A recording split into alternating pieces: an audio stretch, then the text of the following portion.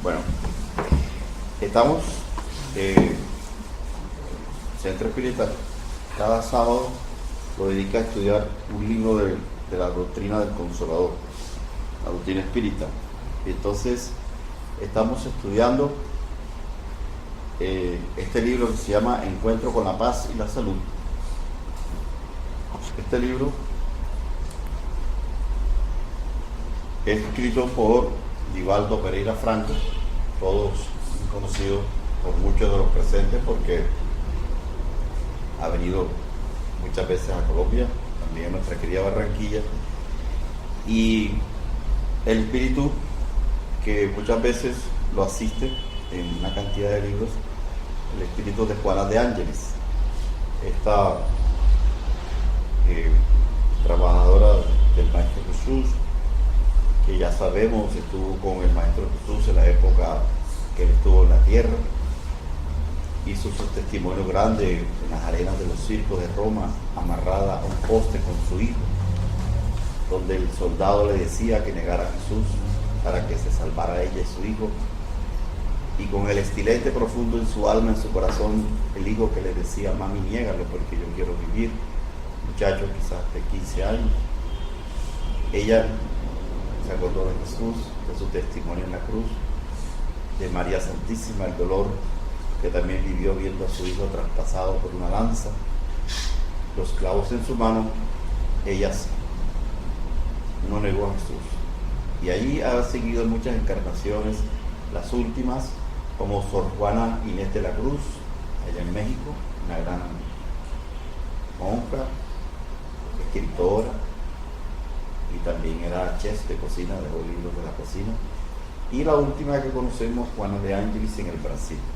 Entonces, hoy tenemos este libro, Encuentro con la Paz y la Salud. Ustedes se dan cuenta aquí en la introducción del libro que ella hace, que nosotros vemos que si analizamos el comportamiento humano actual, no hay dudas que la sociedad se encuentra enferma. O sea, las enfermedades físicas, como hemos dicho en muchas conferencias, generalmente son enfermedades del alma. Entonces, el cuerpo grita lo que el espíritu calla. Entonces, nos dice acá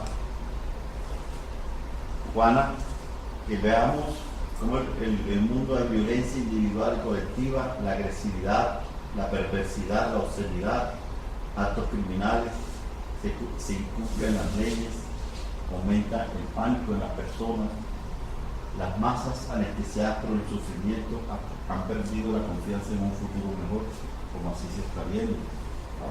Mucha violencia y muchos suicidios está en una persona mostrando una sociedad carente de fe, de esperanza, de seguridad, entra en pánico. La paz no se sabe cómo obtenerla, existen desvíos de toda índole, buscando la salud y la paz y no conducen a ningún lugar, ¿verdad? Entonces, hay intentos de salvamiento del planeta. Ejemplo, por ejemplo, ahora el presidente de Estados Unidos se retiró de ese grupo que protege el planeta. Dijo que no va a firmar más la protección de la capa de ozono, los gases, todo eso. Entonces, fíjense que nos dice Juan, amenazas de guerra. Estamos presentes, guerras por todos lados. Entonces, es innegable que los horizontes del futuro se presentan insombresivos por la desesperación y la anarquía. Nos dice ella en su prólogo, pero a pesar de eso, ya hay una tenue luz de esperanza, ya, porque el Maestro Jesús nos trajo la cultura del amor. Él vino a sembrar esa nueva era, cuando él lo dice en sus libros, que hoy el Consolador nos trae: vengo a fundar la nueva era del amor, ¿verdad? Y él sabía que esa lucha iba a ser fuerte, por eso él también lo dijo: no crean que he venido a traer la paz, sino la guerra, porque de ahora en adelante en una misma casa el padre peleará con el hijo con la madre, y hermanos entre sí por causa mía. Y así ha sucedido. La implantación de su código de amor, de tolerancia, ha sido difícil. Han cogido su doctrina, su nombre, para guerras, para pelear el poder, etcétera, etcétera. Pero el hecho de que Él vino personalmente a la tierra nos muestra un camino de fe, de esperanza de que el triunfo del amor algún día se conseguirá. Es una lucha difícil, claro, en todos nosotros, ¿ya? Pero nos dice Juan que Él nos mostró ese ser integral, más allá del cuerpo físico. ¿Cuándo? En el proceso después que su cuerpo muere, a los 3 días aparece en su cuerpo resucitado. Demuestra a María Magdalena, a sus apóstoles. Estuvo 40 días, como dice Amelia Rodríguez, 40 días haciendo ayuno antes de empezar su ministerio en el desierto, preparándose para esa era.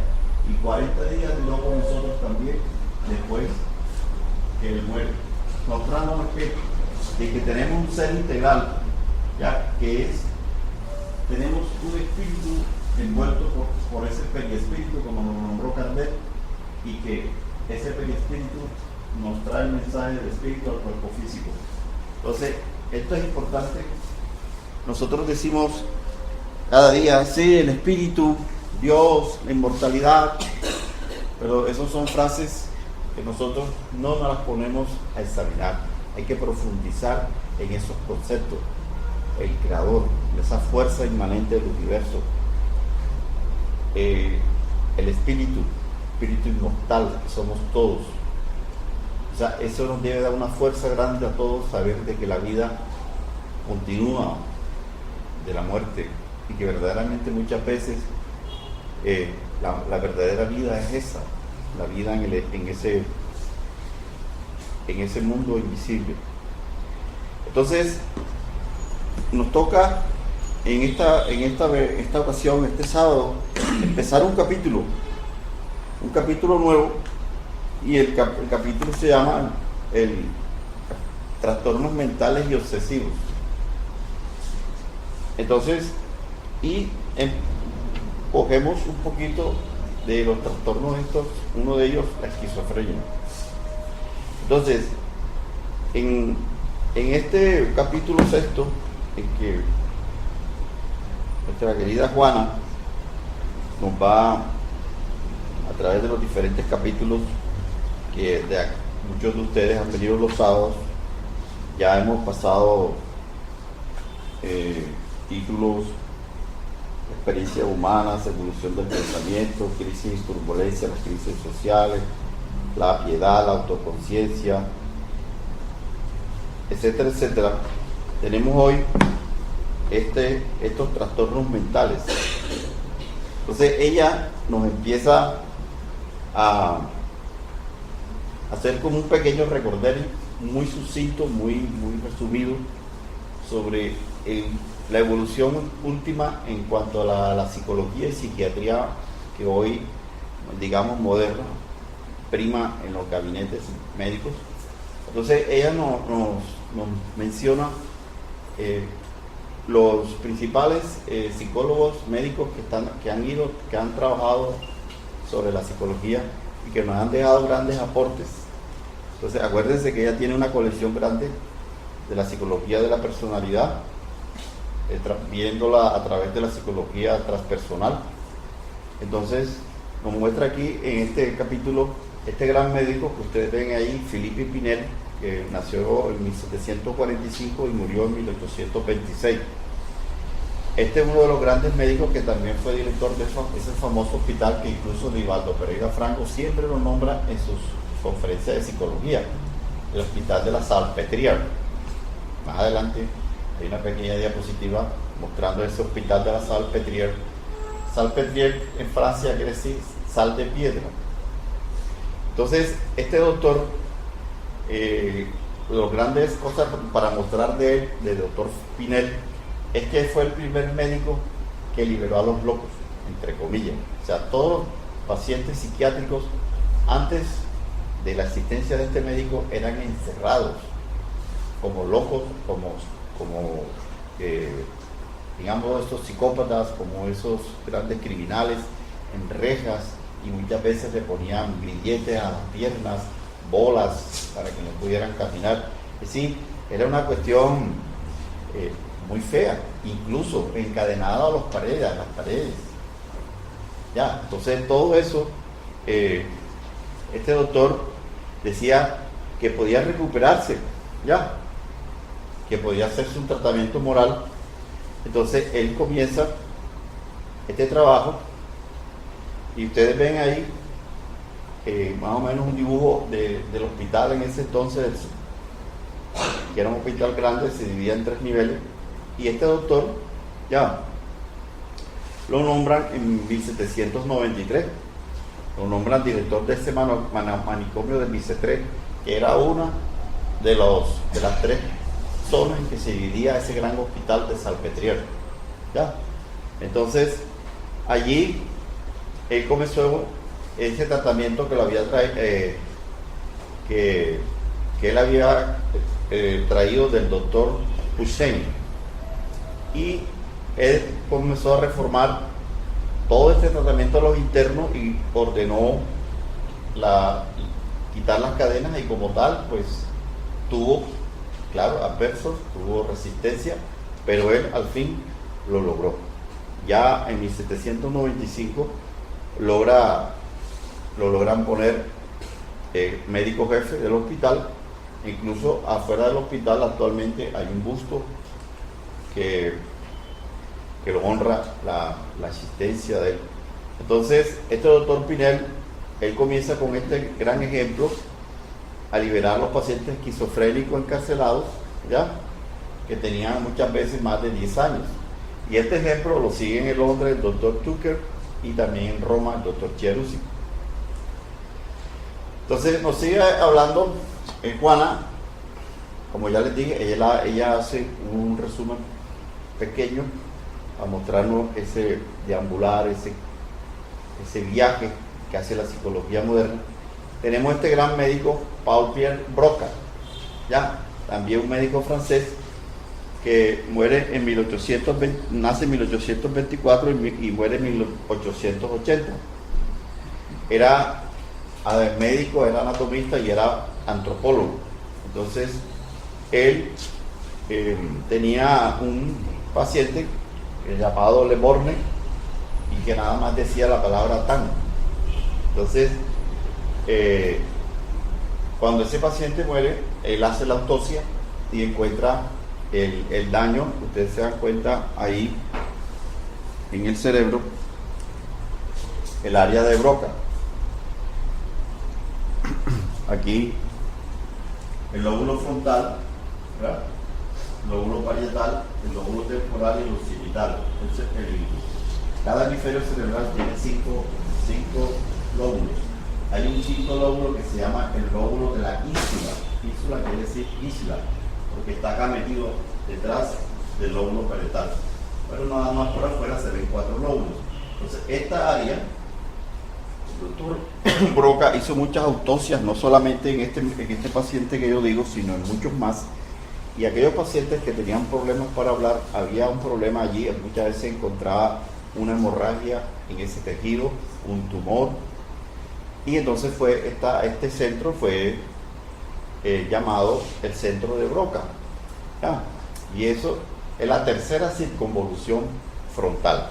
El famoso lóbulo frontal está hoy, siempre está en los libros de Juana. Ustedes van a encontrar ese lóbulo frontal, porque es la última adquisición que hizo el hombre de primate ya a ser humano, donde ya de un cerebro de 800 gramos pasó a un cerebro de 1500 gramos. Acuérdense lo que nos cuenta en el libro Transición Planetaria Divaldo Pereira Franco con Manuel Filomeno Miranda, cómo cuando venían todas esas mentes, esos espíritus muy evolucionados intelectualmente, pero poca moral, de esos mundos exiliados, y Jesús los iba a recibir acá. Entonces vinieron unos hermanos de las Pléyades, de esa constelación, de un planeta de esa constelación de las Pléyades, y por orden de Jesús y se hizo el nuevo hombre. ¿Ya? Entonces genéticamente se programó para que el cerebro pudiera adquirir esa mente que venía ahora, ya un cerebro más desarrollado necesitaba para poder expresarse. ¿Ya? Entonces, este doctor Broca también dejó bastantes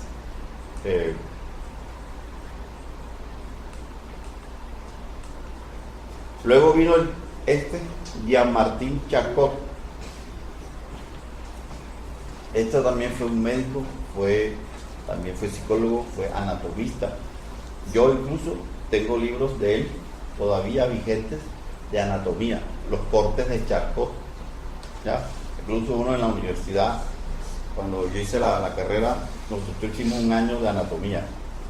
O sea, la anatomía que nosotros hicimos fue profunda. 6 meses, un semestre completo, que serían 5 meses prácticamente, de puro cerebro.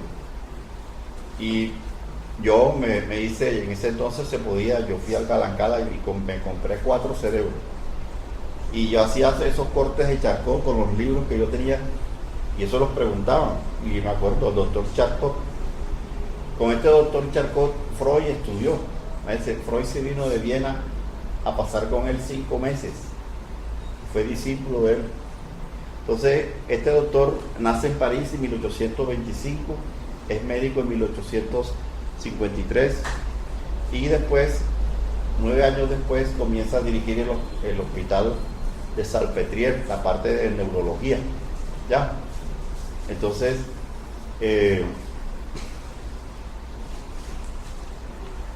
ahí está el doctor Charcot, ustedes lo ven en una área clínica con otros médicos, con una paciente con problemas psiquiátricos. Es un caso de histeria.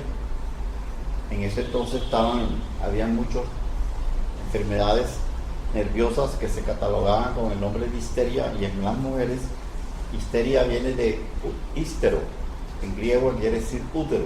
Entonces se decía que esas neurosis de las mujeres eran por problemas de útero, problemas que habían pasado, un problema de una enfermedad, un parto, una crisis del parto, un problema con la pareja en el momento del embarazo, que quedaba un trauma.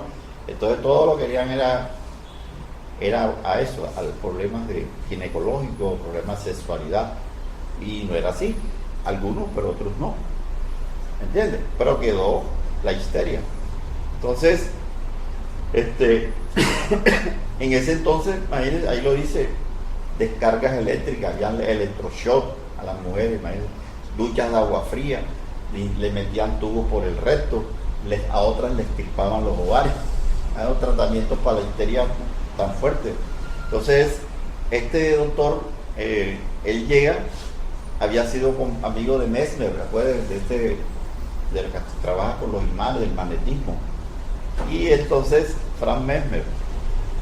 Y ellos trabajan y implementan la hipnosis. Entonces, en ese momento llega Freud, ahí es donde Freud aprende la hipnosis, que se la lleva allá a su gabinete clínico para el psicoanálisis. ¿Ya? Ahí lo dice, de octubre de 1885 hasta febrero del 1886, 5 meses. ¿Ya? Entonces ahí estuvo reunido. Ustedes ven ahí la entrada del hospital de la Salpêtrière. Mírenla ahí. Y esta es la parte moderna. Hoy, en este hospital de la Salpêtrière fue donde llegó la princesa Diana de Gales. Cuando tuvo el accidente, ella fue llevada a ese hospital. Pero la parte antigua todavía sigue. Aquí hay un pequeño resumen que ustedes ven. Ya.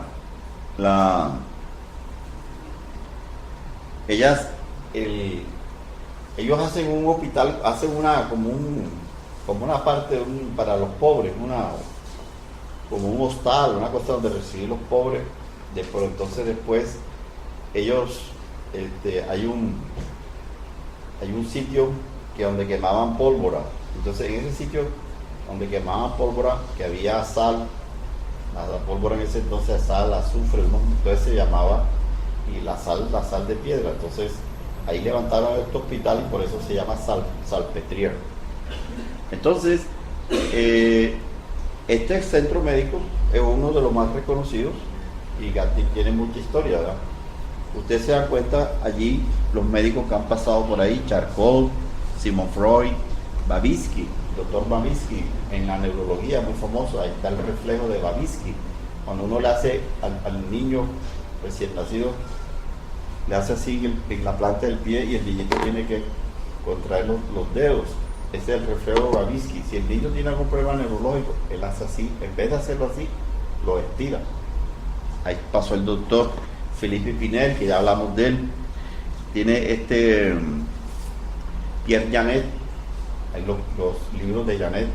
Pierre Janet son mandatorios, son para estudiar cualquier estudiante de psicología. Juana sigue haciendo su revisión en la historia de la psicología, otros nombres como el doctor William Ischinger, ya estableció los dos principios fundamentales en la psiquiatría, que se debe clasificar los disturbios mentales, ya, y este médico se fue por la cuestión de la fisiología, o sea, él hablaba sí que las enfermedades eran un disturbio fisiológico de los órganos, ya. Acuérdense que en ese entonces, por ejemplo, habían famosos los temperamentos biliosos, ¿ya? Se dividían los temperamentos, temperamento flemático, bilioso o colérico, ¿ya? Temperamento bilioso, para ponerte un ejemplo, era el paciente que tenía su hígado enfermo y por tener su hígado enfermo que derramaba bilis, era rabioso. Entonces, eso es a media, esa verdad es a media. El espíritu es que es el rabioso, pero si tiene el hígado enfermo, más rabioso es, porque un hígado, cuando está cargado, pues sí, da malestares y el paciente se siente mal. Pues, si un órgano lo tuviera limpio, funcionando bien, pues como que responde con más tranquilidad a las injurias, a las cosas que lo atacan. Entonces, también nombra Juana a Freud, al Dr. Jung, que hemos nombrado bastante, Carl Gustav Jung, que es uno de los médicos que más, aquí está, lo ven ustedes aquí, debajo de esta frase que dice, lo que niegas te somete, lo que aceptas te transforma.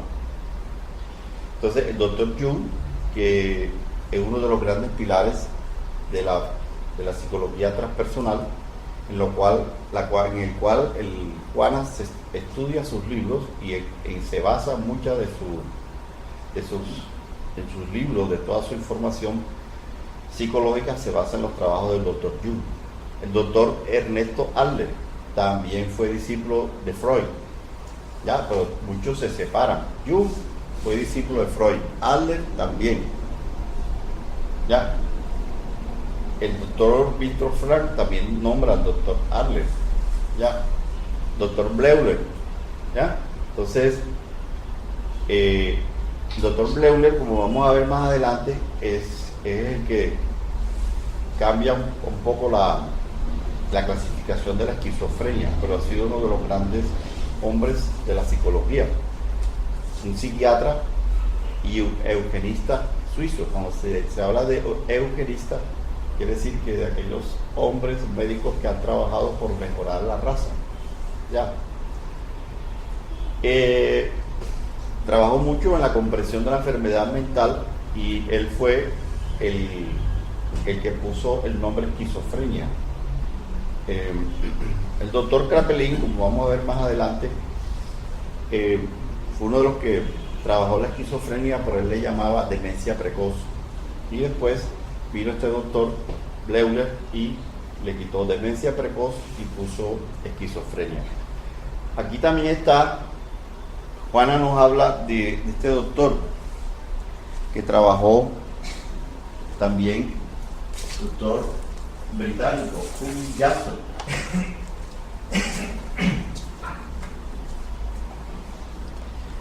Que hablaba también cómo las lesiones antiguas o las lesiones nuevas, y habla de cómo regiones cerebrales filogenéticamente evolucionadas causadas por una lesión en el cerebro a un nivel más antiguo es lo que estamos hablando hoy actualmente del cerebro triuno. O sea, lo que han escuchado acá, lo que hemos trabajado sobre esos 3 pisos que tiene el cerebro, y que ya Andrés Luis en el libro, en el Mundo Mayor, en el 4º capítulo, hablaba en ese entonces, en 1940, Andrés Luis, por los médicos del mundo espiritual, que nosotros teníamos 3 cerebros, eran 3 pisos: el cerebro reptil, que es el tallo cerebral, luego el cerebro medio, que es donde está el sistema límbico, y como decíamos ahora, ya la parte última, que es el cerebro, la parte frontal, que es la última adquisición, que como decía ahorita, cuando se hizo ya ese nuevo hombre, que vienen los pleiadianos por el nombre de Jesús, viene esa parte última del cerebro, y tenemos esta parte frontal o prefrontal, que es donde nosotros hacemos los raciocinios, donde viene la parte de poder concentrarnos. Se han hecho muchos experimentos, y cuando se hace ablación o lobotomía del cerebro, de una parte del lóbulo frontal, en las personas que han estado enfermas o en los simios, se pierde la concentración, la persona se distrae, ¿ya? Y muchas veces en los obsesores, en los tratamientos que vemos en los libros, y que allá también se ha visto, cuando implantan los espíritus obsesores chip en el lóbulo frontal para hacerle perder a la persona concentración, para que se distraiga, para que coja un libro que le puede traer la verdad, un libro espírita, y se duerme, o no se concentra, no le gusta. Muchas veces son ahí en ese 3er piso del cerebro, están las entidades monitoreando con un disquito, hacen cirugías periespirituales para poner elementos que perturban la función de este lóbulo frontal. Entonces, aquí también ven ustedes otros 2 médicos que también Juana nos describe: doctor Alfred Adler, también psicólogo austriaco, nacido en Viena, y también se trabajó con Sigmund Freud, se asoció a él, y él después se aparta.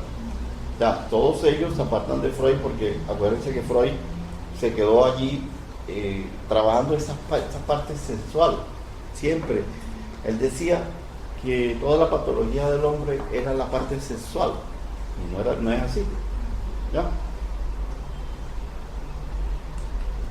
Entonces, luego viene este médico, como ya dije, Emil Kraepelin, que fue el que le pone el nombre esquizofrenia a este trastorno mental, que es uno de los más difíciles de tratar.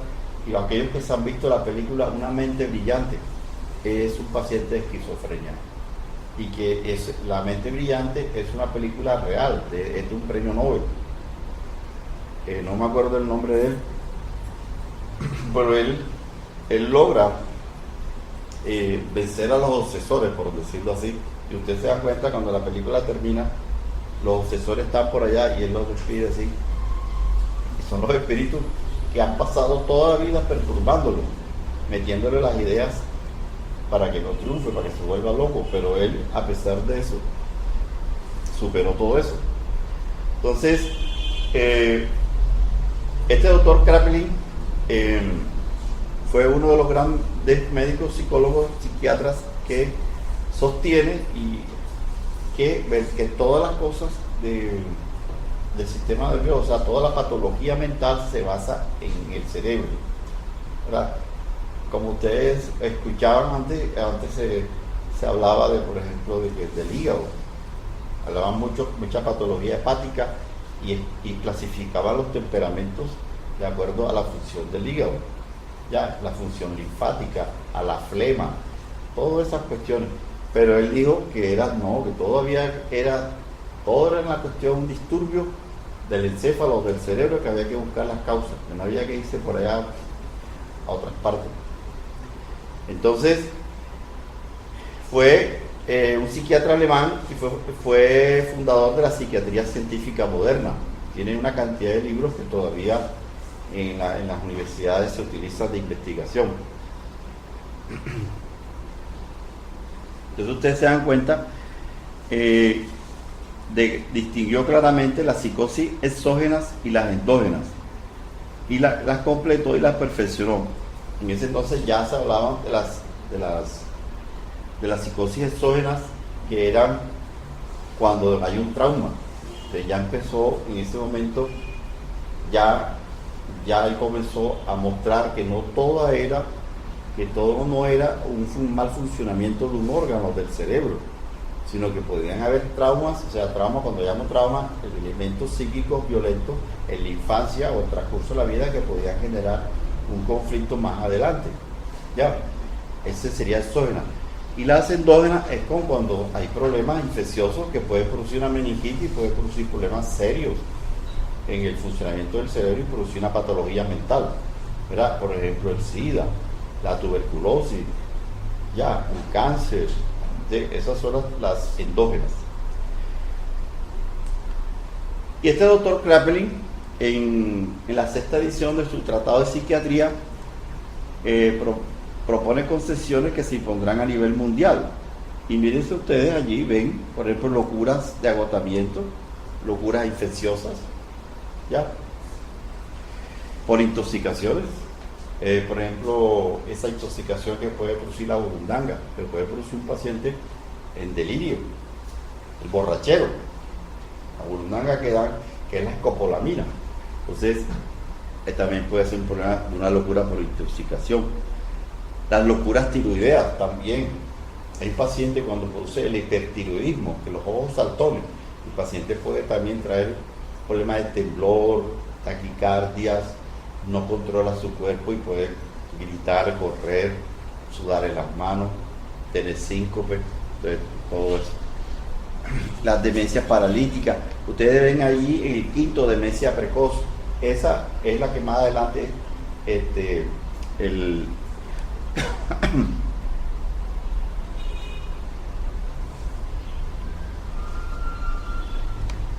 el doctor Bleuler cambia de demencia precoz a esquizofrenia.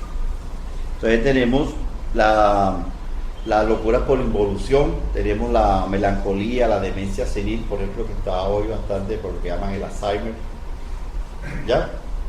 El doctor Kraepelin es el que a él se le acuña el nombre de la enfermedad de Alzheimer. Fue este médico Kraepelin el que le investiga, hace patologías, estudios post-mortem en el cerebro y encuentra el tejido amiloideo, que unas placas de amiloide en el cerebro, y él fue el primero que trabajó de eso. Entonces, ustedes se dan cuenta allí cómo este doctor Kraepelin trabaja sobre la locura, trabaja sobre la enfermedad maníaco-depresiva, que hoy se llama bipolar. Antes se llamaba maníaco-depresiva, o sea, tenía una fase maníaca de excitación, de tic nervioso, de una cantidad de cosas, y pasaba otros meses depresivo. El paciente, como dice uno acá, se allanta, se acuesta, no quiere saber de nada ni hacer nada. Eso hoy le llaman enfermedad bipolar.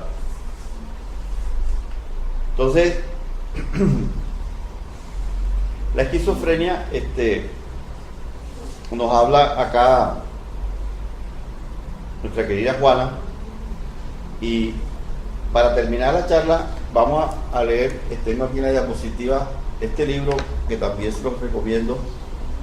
Es uno de los libros que yo, cuando empecé el espiritismo, lo leí, y aquí está firmado por Divaldo Pereira Franco, Barranquilla, 4 de abril de 1985.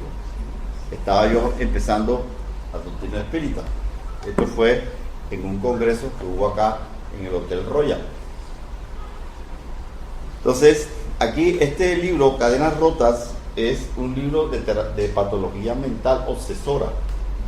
Hay pacientes de esquizofrenia aquí. Entonces, en un capítulo vamos a terminar la conferencia como el doctor Becerra Meneses, en el mundo espiritual, llegan a un centro espírita en Brasil y revisan a la paciente. Entonces, aquí ven ustedes la esquizofrenia. Emil Kraepelin en 1898 le pone el nombre de demencia precoz, ¿ya? Y tiene esa característica, estos deterioros cognitivos conductuales. O sea, cognitivo es del aprendizaje, del conocimiento, de darse cuenta de las cosas. Y el conductual, trastorno de conducta, y que puede empezar a edad temprana. Luego viene Bleuler en 1911, le cambia el nombre a esquizofrenia, que viene del griego, como ustedes ven ahí, chisein, que quiere decir dividir, escindir, romper, y fren, que quiere decir entendimiento, razón o mente. Fren también quiere decir el cerebro. Entonces hay una mente disociada, una mente partida. ¿Qué quiere decir la mente disociada, dividida? En que por un lado las funciones intelectuales van por un camino y las sentimentales o afectivas van por otro. El paciente esquizofrénico puede en un momento dado estar bien en la parte de sentimientos, reconocer de pronto al familiar, pero a nivel mental, intelectual, te puede estar hablando de incoherencias, ni poder sumar, ni restar, ni escribir. ¿Ya? Es totalmente una mente dividida en el que un momento dado puede estar tranquilo y después irrumper en llanto, en gritos o agresivo. O como vamos a ver allí, hay una fase, la divide en cuatro fases. Una es la catatonia. La catatonia es que el paciente esquizofrénico se queda quieto. Y te puede quedarte quieto ahí un año. Y si tú no lo mueves, él no se mueve. O al revés, caminar como un soldado por el patio o por el cuarto donde esté recluido y caminar, y si tú no lo paras o le das medicamento, él sigue. Ya, esa es la fase catatónica, quedarse en una actitud, una postura, tiempo indefinido. Entonces, aquí el doctor Bleuler también en el término autismo, porque una también de las fases de la esquizofrenia también la parte de autismo, aparte esa donde el paciente, como estos niños que vemos que se aíslan, que se disocian de la sociedad y se van a jugar solos, y los ves tú jugando solo, hablando solo, y no quieren que nadie se le acerque, ¿ya? Entonces, por eso es que a la esquizofrenia hay una parte que le llaman esquizofrenia befrénica, porque nace en la pubertad, ya en la parte esa de la adolescencia, en la parte esa que empieza en edad temprana. Entonces, ustedes ven aquí los años en que históricamente lo ven. En 1852 Morel la describe y la nombra demencia precoz. Después Kraepelin aplica el término demencia precoz. Pues ellos cada quien su idioma. El Bleuler ya le pone en 1911 el término esquizofrenia, que todavía hoy sigue. En 1933 Casarín introduce el término esquizoafectivo. Y ya en 1952 los gringos, con el DSM, que es la clasificación de los psicólogos, de los psiquiatras, clasifica la esquizofrenia. Entonces, los síntomas primarios, ustedes se dan cuenta, son Bleuler, trastornos en el pensamiento, perturbaciones afectivas, la ambivalencia, el autismo, perturbaciones en la voluntad, en el comportamiento. Vemos acá las las fases, como ya le dije, la paranoide, que ustedes esa palabra paranoia la han escuchado bastante. Hay un esquizofrénico que está en fase paranoica, es que se cree perseguido. Si lo miran, ¿por qué me miras? Ya creen que la persona le va a hacer un daño. Y entonces se quita de ahí y corre. Y por todos lados cree que la gente habla mal de él, que la gente no gusta de él, que le van a hacer un daño. Desconfía de todos. Esa es la fase paranoia. La simple, que es cuando la enfermedad está empezando, la catatónica, que ya les expliqué, y la befrénica. Y ustedes ven ahí estas 1, 2, 3 y 4, los problemas de asociación, ¿ya? En que divaga y habla incoherencia, trastornos afectivos, la ambivalencia, que la palabra lo dice, está en dos partes a la vez, no sabe tomar decisiones, no sabe si ir al centro o irse al cine, o si quedarse acostado, o levantarse, o si comer o no comer, ¿ya? El autismo, que es la parte esa silenciosa en que la persona hace estados esos que se llaman introvertidos, interioriza y de ahí no quiere salir.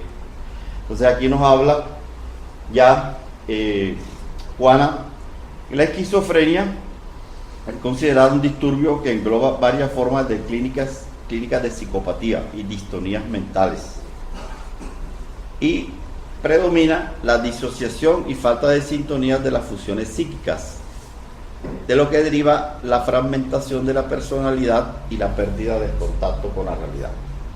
Entonces hay disociación, o sea, hay ruptura entre el sentimiento, las experiencias intelectuales, lo que mira, lo que escucha, no sabe clasificarlo y juzga equivocadamente. Si oye una palabra, cree que tú le estás gritando o que tú le quieres hacer daño o que tú lo vas a agredir, siendo que no fue así. Entonces hay toda una fragmentación de la personalidad y la persona entra en problemas psiquiátricos severos. Entonces nos dice Juana en este capítulo 6 que sí, hay que tener en cuenta los factores que pueden generar problemas psiquiátricos, como la herencia, enfermedades infecciosas, los que vienen de problemas psicosociales, por ejemplo, trastornos de hogar, ¿verdad? Problemas socioeconómicos, traumatismos craneanos. Pero en el fondo, el paciente esquizofrénico, como muchos problemas psiquiátricos, son una conciencia de culpa que trae el espíritu de vidas pasadas. O sea, hay una conciencia de culpa de algo que la persona hizo como espíritu en otra encarnación y no se logra liberar de él. Por eso que la pregunta de Kardec que le hace a los espíritus: ¿dónde están escritas las leyes de Dios? Los espíritus dicen: en la conciencia. Es que ustedes saben que los divinos espíritus dicen que nosotros, para llegar a este estado evolutivo que hoy tenemos, el Creador no nos mete el programa como este computador, tiene un programa, un software, y cada empresa tiene un software de acuerdo a cómo ella tiene que trabajar. No, nosotros, para aprender el universo, para interiorizar las leyes del universo, todo el universo, nosotros empezamos nuestra vida, el espíritu empieza en la roca, en las piedras, en el mineral.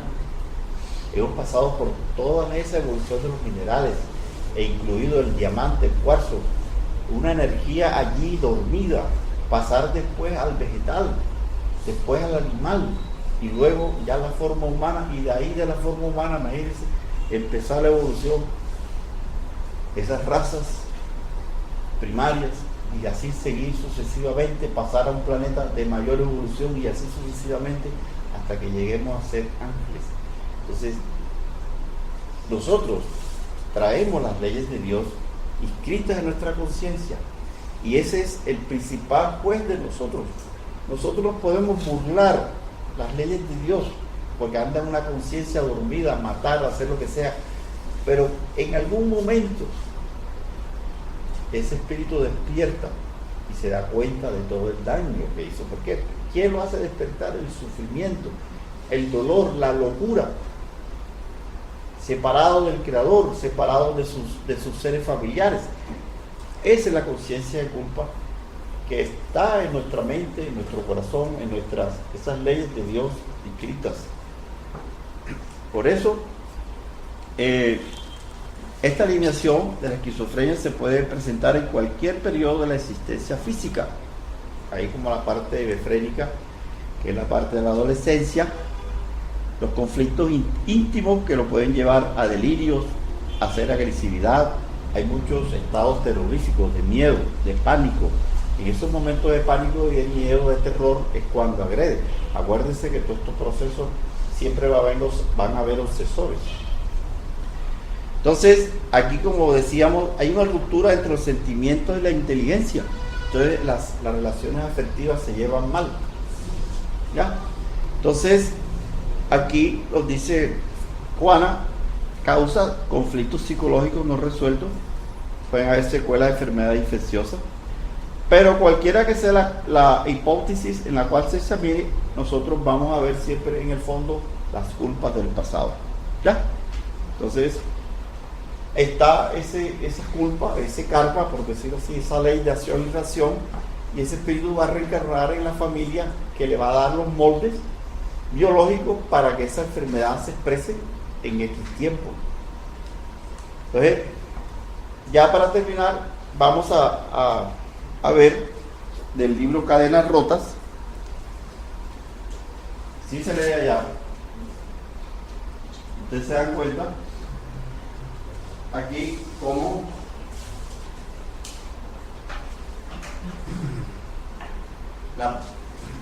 libro de los espíritus, pregunta 264. ¿Qué es lo que dirige al espíritu en la elección de las pruebas que quiere sufrir? Las pruebas que son para él una expiación, dada la naturaleza de sus faltas y que pueden hacerle progresar más pronto.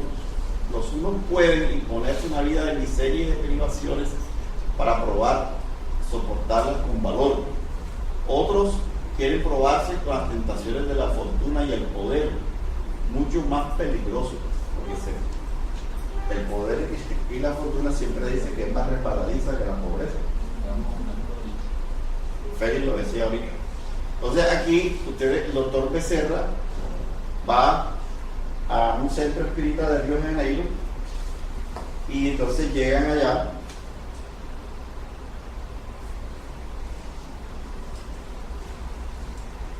Ahí está. Visitan y entran y encuentran allí, después de revisar a varios, allí en la casa, en los salones que tiene el centro espírita, auscultan a esta paciente y ustedes lo ven ahí. Esta hermana está catalogada como esquizofrénica irreversible, demorándose en la fase de hebefrenia de largo porte. Fijadas las matrices de la alteración mental en las sedes espirituales, el mecanismo cerebral correspondiente al área de la razón y de la personalidad presenta sombras características que persisten desde su vida anterior, cuando suponía poder burlar las leyes, entregándose a los desvaríos y a las alucinaciones complejas. En realidad, se mantuvo inatacable en el concepto del mundo, pero no consiguió huir de sí misma ni de los recuerdos de la conciencia.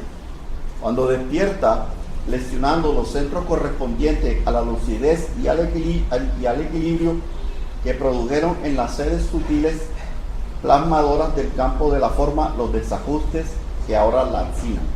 O sea, en el campo periespiritual, o sea, en el molde organizador biológico, nuestro periespíritu, que es el cuerpo astral, todas los desvaríos que se hacen, esas energías, esas ideas, van plasmando esos clichés en nuestro molde, en nuestro periespíritu, para en las futuras encarnaciones, ya ese periespíritu alterado en su forma se moldea el nuevo cuerpo físico de acuerdo a lo que en vidas anteriores se realizó.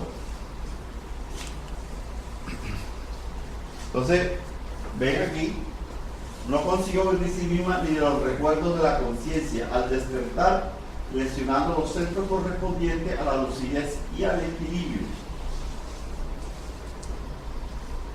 Entonces, nos dice aquí el doctor Becerra: toda enfermedad resguardada en cualquier nomenclatura resulta siempre de las conquistas negativas del pasado espiritual de cada uno, estando el campo estructurador, tal como es denominado hoy por los pesquisadores parapsicólogos, el periespíritu es el campo estructurador, el periespíritu. Bajo el bombardeo de energías deleterias, es obvio que las ideas, plasmando las futuras formas para el espíritu, crean las condiciones necesarias para que se manifiesten las dolencias. Entonces, aquí es donde el doctor le explica a Manuel Filomeno Miranda y a todos que estaban allí qué hizo la señora en vidas pasadas. Entonces, ahí está, miren. En la mitad del siglo pasado la encontramos siendo dueñas de tierras en una próspera ciudad del imperio en el suelo fluminense, o sea, allá en el Brasil. Casada con un hombre probo de sentimientos elevados, se caracterizaba por un temperamento irascible, o sea, colérico, insoportable. Cansado de la esposa rebelde y malsonante, el compañero le propuso una separación honrosa. Creyéndose de inmediato sustituida, estimando que la quería sustituir por una sirvienta, ella tenía un paquito montado de que el señor tenía amores con la sirvienta. Se cayó, planeando entonces hediondo homicidio que llevó a efecto con toda calma, calculadamente con seguridad. Envenenó al esposo indefenso de sus manos, que nada sospechaba, y pasado algún tiempo repitió su hazaña con la muchacha del servicio. Dama altiva y destacada, no infundió sospechas y sus dos crímenes no fueron ni siquiera sospechados. Nadie tuvo conocimiento de los mismos, pero ella estaba consciente de ellos. Nos dice el doctor Becerra: el castigo mayor para el culpable es la presencia de la culpa que se está adentrada en su conciencia. Al principio, cuando las fuerzas orgánicas estaban en plena juventud, ella podía dormir bien, pero a medida que se fueron aflojando tales fuerzas de la vida vegetativa, o sea, la parte vegetativa del sistema nervioso autónomo, el simpático y el parasimpático, surgen las evocaciones y se transforman en complejo culposo, monoideísmo, o sea, una idea fija, infeliz, que agrava más el delito y agrava también más la responsabilidad. Sorprendida por la desencarnación, pasa al más allá, ¿ya? Y entonces el esposo la perdona, pero la sirvienta no, o sea, que mató a los dos. Entonces la sirvienta se convierte en obsesora de ella en el mundo espiritual, ¿ya? Entonces acuérdense todo ese connubio donde la persona por el complejo de culpa se ve indefensa y no tiene armas ni forma de defenderse, y este espíritu obsesor la mancilla, la destruye, todavía le inflama, por decirlo más, su cerebro. Se puede asociar con otras mentes más fuertes que están en el mundo espiritual, los que se llaman jefes de pandillas, y hacer todas estas cosas más penosas. Entonces nos dice: vuelta a reencarnar. Ahí las fuertes impresiones del remordimiento, vigorosas impresiones de la expiación junto a la víctima y la intranquilidad lesionaron los centros de su conciencia.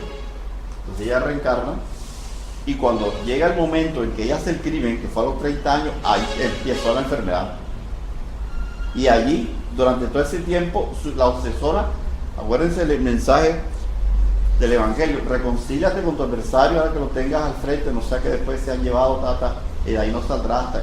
Entonces, mírense ese duelo ahí, que ella mata a la sirvienta lo espera, sigue el duelo, ella reencarna y todavía el obsesor sigue mortificándolo.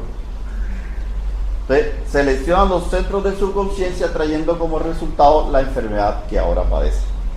Los núcleos desarticulados en el perispíritu produjeron las condiciones físicas en el cerebro que se desconectaron cuando completó 30 años, en cuya edad se dejó asediar por la furia del desequilibrio, además de las distonías graves que la perturbaban desde la adolescencia. Entonces, este es un caso de aquí, del que el espiritismo nos muestra, en la cual vemos claramente cómo la esquizofrenia, como nos dice Juana, está su causa en la conciencia de culpa de un pasado delictuoso. Entonces, así con la psiquiatría, que en este momento pues la psicología transpersonal está dando una gran rama, que llaman la cuarta rama de la psicología, la psicología transpersonal. ¿Qué quiere decir transpersonal? Trans, que va más allá, persona más allá de la persona. Esta personalidad, que persona quiere, ustedes saben que quiere decir careta. Más allá de esta careta hay un espíritu. Entonces esa es la psicología transpersonal, que va más allá de esta morfa, de este campo mórfico, hacia ese espíritu, que es el modelador de la forma, que es donde residen las causas de las enfermedades, las causas de las enfermedades psíquicas. Entonces, en este momento ya la psicología transpersonal acepta el espíritu. Sabemos todos nosotros, estos grandes psicólogos trabajando como el doctor Brian Weiss, el doctor Acciaglioli, el doctor Stanislas Grof y muchos más. En Argentina ya hay escuelas de psicología transpersonal, en Estados Unidos, en Europa, por todos lados. Y con el espiritismo, ya el conocimiento que nos trae la doctrina espírita, pues los científicos que trabajan con esto, pues nosotros vemos ya que el doctor Brian Weiss, si ustedes leen los libros de él, el mensaje de los sabios, tiene un capítulo por eso, al espiritismo, o sea, su viaje al Brasil, quedó fascinado, asombrado de todo lo que vio en los centros espíritas del Brasil. Ya, ustedes lo pueden leer, yo no estoy inventando. Entonces, ¿qué nos está mostrando? Que con el conocimiento de la doctrina espírita, que nos está mostrando ese hombre milenario que tenemos dentro de nosotros, y que allá donde nosotros venimos hurgar las causas que hoy nos enferman, ¿ya? Entonces, con este libro, como tantos libros de Juana, nosotros vamos al estudiarlo, ir viendo cada vez, en cada capítulo, partes que nos van a llevar a ese encuentro con la paz y la salud.